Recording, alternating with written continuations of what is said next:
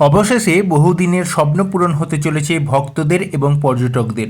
সারদা মায়ের জন্মস্থান জয়রামবাটিতে উদ্বোধন হলো জয়রামবাটি রেল স্টেশনের।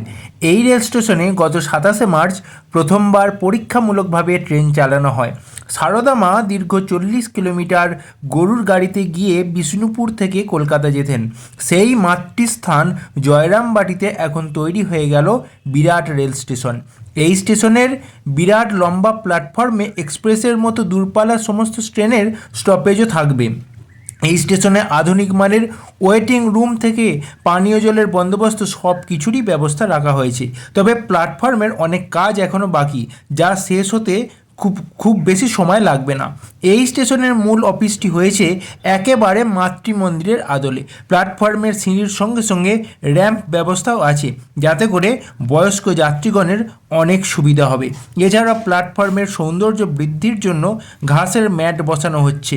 মায়ের কৃপায় তৈরি হওয়া এই নবনির্মিত স্টেশন পর্যটনের একটা বিরাট নতুন দিগন্ত খুলে দেবে, সেটা বলাই বাহুল্য।